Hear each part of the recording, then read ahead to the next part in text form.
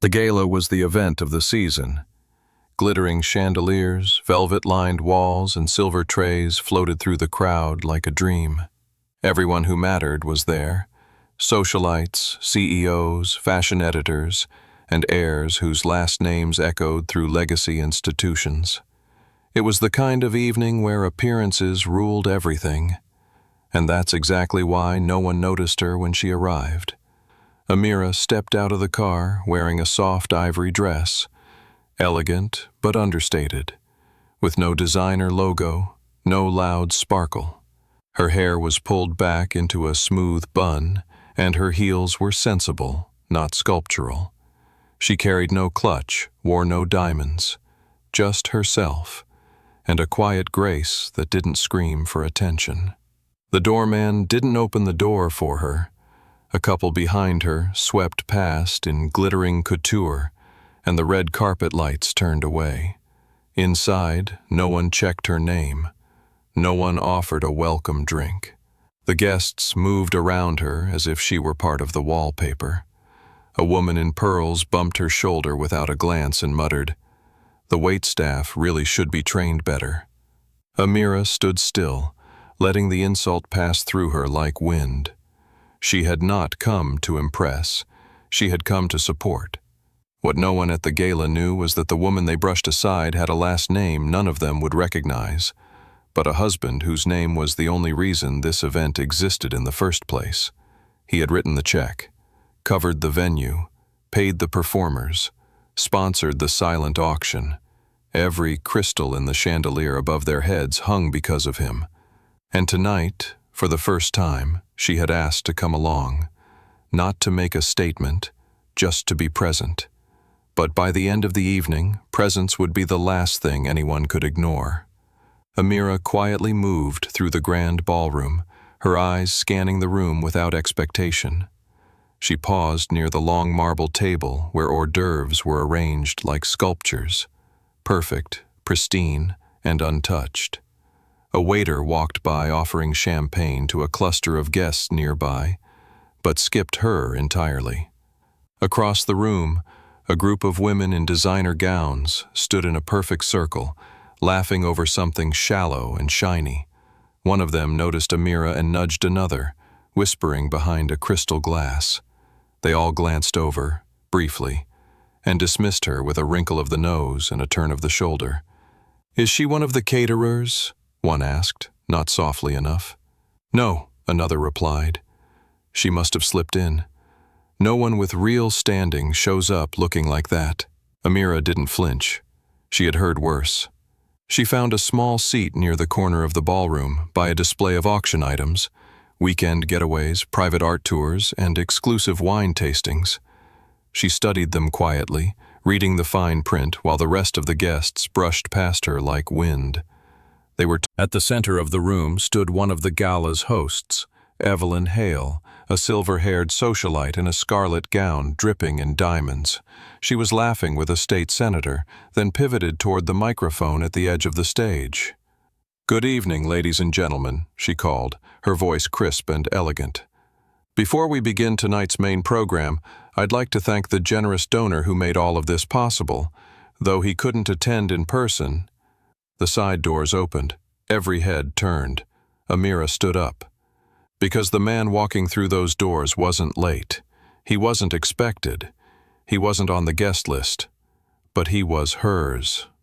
Tall, effortlessly dressed in a black suit with no tie, and a calm expression that carried more weight than the titles in the room combined, he scanned the crowd once and walked straight to her. People stared, mouths parted. The host went silent at the mic. He reached for Amira's hand and kissed her cheek, then turned slowly to face the room full of people who had just spent the last hour pretending she didn't exist. And in that quiet moment, the room began to understand. They had not ignored a stranger. They had ignored the woman whose name should have been printed on every invitation. The silence stretched uncomfortably as Amira's husband stood beside her, calm and unmoved by the stunned expressions staring back at him. Then, with an easy smile, he spoke, not through the microphone, not through any announcement, just loud enough for the host, the organizers, and a few key guests to hear. "I was told this event didn't allow uninvited guests," he said, his voice even laced with gentle irony. "Strange, since I paid for it." A nervous ripple ran through the crowd. The host, Evelyn Hale, stepped away from the mic and hurried toward him, her tone shifting from regal to panicked in seconds. "Mr. Darien, of course we didn't mean.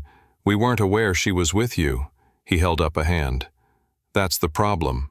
You weren't aware of anything." Evelyn's smile faltered. "There must have been some confusion with the list." Amira gently tightened her grip on his arm as if to say, "Don't embarrass them." But Darien wasn't here to humiliate anyone. He was here to correct what they had tried to bury under sequins and ego. "I asked my wife to join me tonight," he continued, looking around the room, "because she's the most brilliant, compassionate, grounded person I know. I thought this place could use some of that." People shifted uncomfortably. Some looked down at their glasses. Others suddenly seemed fascinated by the floor. "She came in with quiet dignity," he added, his voice a little firmer now, "and you treated her like a ghost." Evelyn opened her mouth to respond, but no words came. Darien turned to Amira. "Would you like to stay?" Amira looked around the room. She saw the same people who had sneered at her now swallowing their shame, the same eyes that had ignored her now clinging to every expression she made. "No," she said, "I've seen enough." Darien nodded once.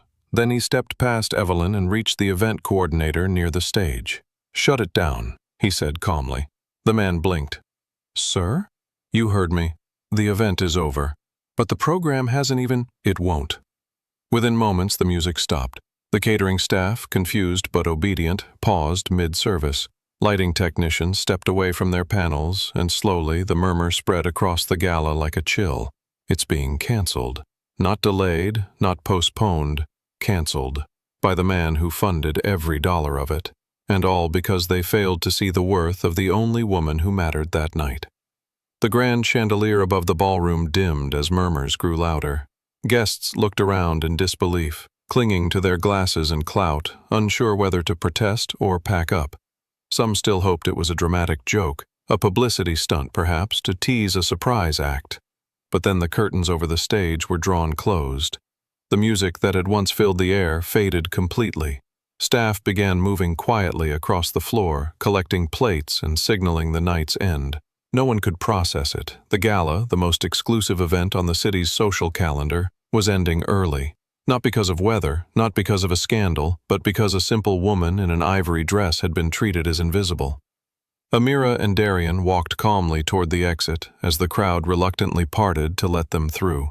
People who had avoided eye contact earlier now reached out in awkward gestures. "Wait, please, Mrs. Darien, I didn't realize. I would have said hello if I'd known. She's lovely, really. A misunderstanding, just a misunderstanding." But Amira offered no bitterness, only silence, and that silence spoke louder than any confrontation ever could. Darien, however, paused at the threshold. He turned slightly toward the room and said, "This wasn't about a seat, it wasn't about an invitation. It was about respect, something this room, despite all its shine, is still learning." With that, they stepped out into the night. Outside, their car waited, black, understated, and far from the flashy limos parked at the curb. A few reporters had gathered by now, confused by the early exit and whispers of cancellation.